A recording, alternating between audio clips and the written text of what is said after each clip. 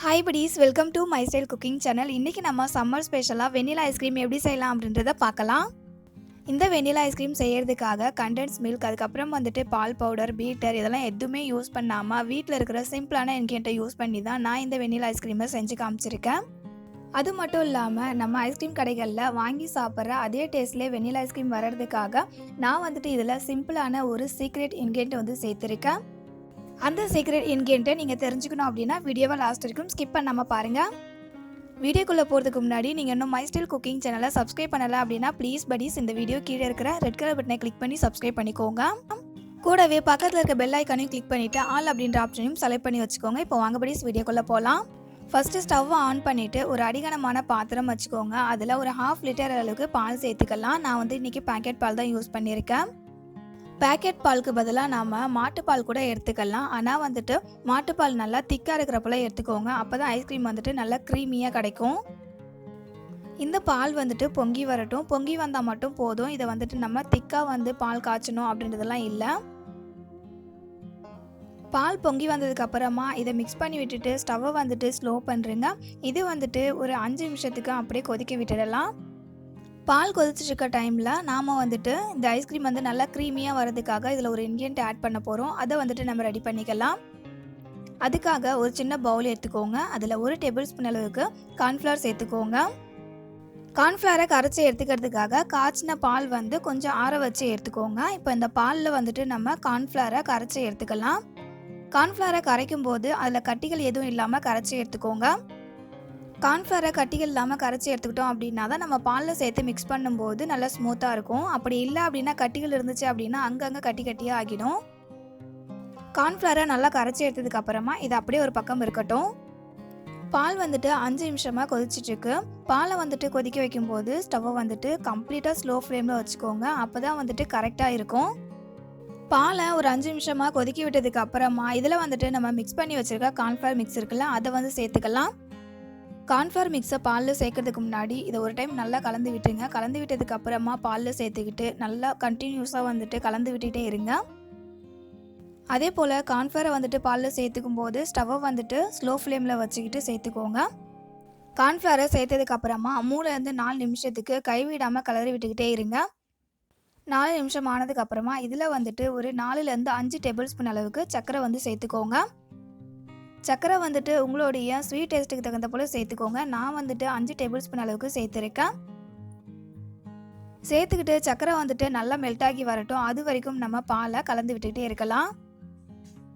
நம்ம சேர்த்துக்கிட்ட சர்க்கரை வந்துட்டு ஃபுல்லாக மெல்ட் ஆனதுக்கப்புறமா ஸ்டவ்வை ஆஃப் பண்ணிவிடுங்க. அதே போல் பாலோடைய கன்சிஸ்டன்சி பார்த்திங்கன்னா இந்த அளவுக்கு திக்காக இருக்கணும். இது வந்து கரெக்டாக இருக்கும்.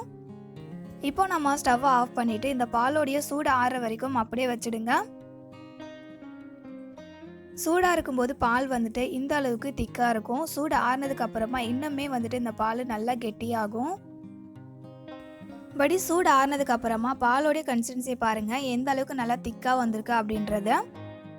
இந்த அளவுக்கு திக்காக இருந்துச்சு அப்படின்னா நமக்கு வந்துட்டு ஐஸ்கிரீம் வந்துட்டு நல்லாவே க்ரீமியாக கிடைக்கும். நாம் செய்கிறது வெண்ணிலா ஐஸ்கிரீம் அப்படின்றதால இதில் வந்துட்டு ஒரு 1/2 டேபிள் ஸ்பூன் அளவுக்கு வெண்ணிலா எசன்ஸ் சேர்த்துக்கிட்டு நல்லா கலந்து விட்டுக்கோங்க. இப்போது இந்த பாலை வந்துட்டு நாம் ஒரு மிக்ஸி கப்பில் மாற்றிக்கலாம். இந்த வெண்ணிலா ஐஸ்கிரீம் வந்துட்டு நல்லா டேஸ்டியாக வரதுக்காக இதில் வந்துட்டு ஒரு சீக்ரெட் இன்கிரியன்ட் யூஸ் பண்ண போகிறோம் அப்படின்னு சொன்னோம்ல, அது வந்துட்டு என்னன்னு பார்த்தீங்கன்னா தயிர் தான். தயிர் வந்துட்டு புளிச்ச தயிராக எடுத்துக்கக்கூடாது. ஃப்ரெஷ்ஷாக வந்துட்டு நம்ம ப்ரிப்பேர் பண்ண தயிர் வந்து எடுத்துக்கோங்க. அதாவது புளிப்பே இல்லாத தயிராக இருக்கணும். தயிர் வந்துட்டு 2 டேபிள் ஸ்பூன் அளவுக்கு இந்த பால் கூட சேர்த்துக்கிட்டு மிக்ஸி கப்பை க்ளோஸ் பண்ணிவிட்டு இது நல்லா க்ரீமியாக வர வரைக்கும் மிக்சியில் அரைச்சி எடுத்துக்கோங்க. அரைச்சி எடுத்துகிட்டு வந்ததுக்கப்புறமா காமிக்கிறேன் பாருங்கள். எந்த அளவுக்கு க்ரீமியாக வந்திருக்குல்ல, இந்த அளவுக்கு நல்லா அரைச்சி எடுத்துக்கணும். இப்போது இதை வந்துட்டு நம்ம ஒரு கப்பில் வந்து ஊற்றிடலாம். நான் வந்துட்டு இந்த பாலை ஊற்றி வைக்கிறதுக்காக நம்ம நார்மலாக வீட்டில் யூஸ் பண்ணுற டிஃபன் பாக்ஸ் தான் எடுத்திருக்கேன். இந்த டிஃபன் பாக்ஸில் வந்துட்டு நம்ம ரெடி பண்ணி வச்சுருக்க பாலை வந்து சேர்த்துக்கலாம்.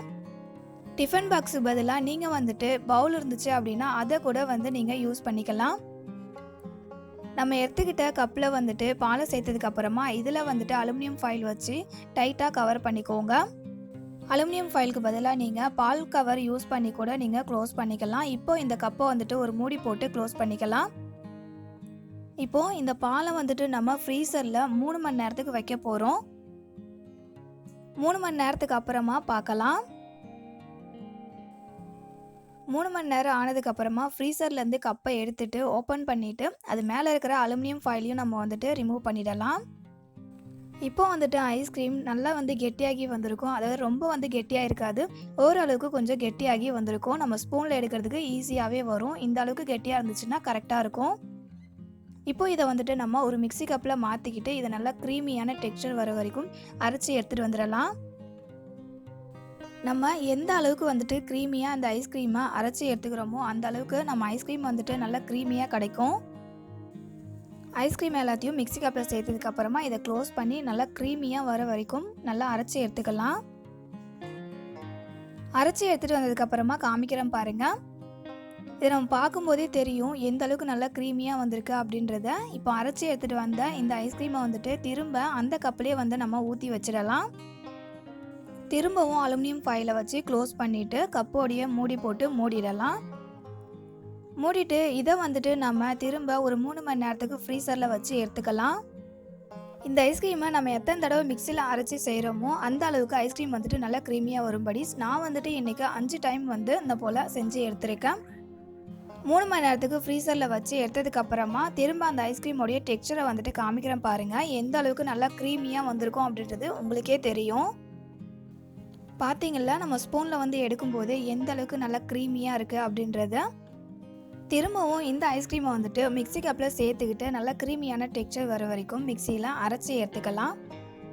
நான் வந்துட்டு 3 டைம் செய்ததை மட்டும்தான் அவங்க கூட ஷேர் பண்ணியிருக்கேன். ஏன்னா அகைன் நம்ம ரிப்பீட்டடாக அதே ப்ராசஸ் தான் வந்து செய்ய போகிறோம். பட் நான் வந்துட்டு 5 டைம் வந்துட்டு இதே ப்ராசஸை செஞ்சுருக்கேன். நீங்கள் வந்துட்டு 2 டைம் அப்படின்னா 3 டைம் கூட இந்த ப்ராசஸ் செஞ்சு நீங்கள் ஐஸ்கிரீம் வந்து ப்ரிப்பேர் பண்ணிக்கலாம். ஐஸ்கிரீமை வந்துட்டு நம்ம 3rd டைமாக அரைச்சிருக்கோம். இப்போ அதோடைய டெக்ஸ்சரை வந்துட்டு பாருங்கள் எந்த அளவுக்கு நல்லா க்ரீமியாக இருக்கும் அப்படின்றத. பார்த்தீங்களா, ஐஸ்கிரீம் வந்துட்டு எந்த அளவுக்கு நல்லா க்ரீமியான டெக்ஸ்சரில் இருக்குது அப்படின்னு. மிக்ஸி கப்பில் இருக்கிற ஐஸ்கிரீமை திரும்ப வந்துட்டு நம்ம கப்பிலே மாற்றிக்கலாம். கப்பில் ஐஸ்கிரீமை சேர்த்ததுக்கு அப்புறமா திரும்பவும் அலுமினியம் ஃபாயில் வச்சு க்ளோஸ் பண்ணிவிட்டு ஒரு மூடி போட்டு மூடி இதை வந்துட்டு நம்ம 8 மணி நேரத்துக்கு ஃப்ரீசரில் வச்சு ஃப்ரீஸ் பண்ணிக்கலாம். 8 மணி நேரம் ஆனதுக்கப்புறமா எப்படி வந்திருக்கு அப்படின்றத பார்க்கலாம் buddies. 8 மணி நேரம் ஆனதுக்கப்புறமா ஐஸ்கிரீமை வந்துட்டு ஃப்ரீசர்லேருந்து வெளியே எடுத்துகிட்டு அதை வந்துட்டு நம்ம ஓப்பன் பண்ணி பார்க்கலாம். ஐஸ்கிரீமை ஃப்ரீசர்லேருந்து எடுத்ததுக்கப்புறமா கொஞ்சம் ஹார்டாக தான் இருக்கும். ஒரு 3 மினிட்ஸ் விட்டுட்டோம் அப்படின்னா அது கொஞ்சம் சாஃப்டாகி வந்துடும். 3 மினிட்ஸ்லேயே வந்துட்டு நல்லா நமக்கு ஐஸ்கிரீம் எடுக்கிற அளவுக்கு வந்துடும். அதுக்கப்புறமா இந்த மாதிரி ஒரு குழம்பு கரண்டி எடுத்துகிட்டு அதில் வந்துட்டு நம்ம ஐஸ்கிரீமை வந்து இந்த மாதிரி எடுத்துக்கலாம். நம்ம குழம்பு கரண்டியை யூஸ் பண்ணி ஐஸ்கிரீமை எடுக்கும்போதே வந்துட்டு ரொம்பவே சூப்பராக வரும். பாருங்கள் எந்த அளவுக்கு நல்லா ரவுண்ட் ஷேப்பில் வந்திருக்குல்ல. இப்போ இதை வந்துட்டு சர்வ் பண்ணிக்கலாம். ஐஸ்கிரீமை வந்துட்டு பார்க்கும்போதே உங்களுக்கு தெரியும் எந்த அளவுக்கு நல்லா க்ரீமியாக சூப்பராக வந்திருக்கு அப்படின்றது.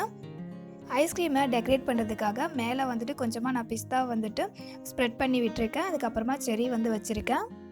பட் ஐஸ்கிரீமோடைய டெக்ஸ்சரை பார்க்கும்போதே உங்களுக்கு தெரியும் எந்த அளவுக்கு சூப்பராக க்ரீமியாக வந்திருக்கு அப்படின்றது. இந்த சம்மருக்கு உங்கள் வீட்டில் இருக்கிற குட்டீஸ் அதுக்கப்புறம் பெரியவங்களுக்கு இந்த மாதிரி ஹெல்த்தியாக வெண்ணிலா ஐஸ்கிரீம் செய்து கொடுத்து அவங்க கூட நீங்களும் சாப்பிட்டு என்ஜாய் பண்ணுங்கள் buddies.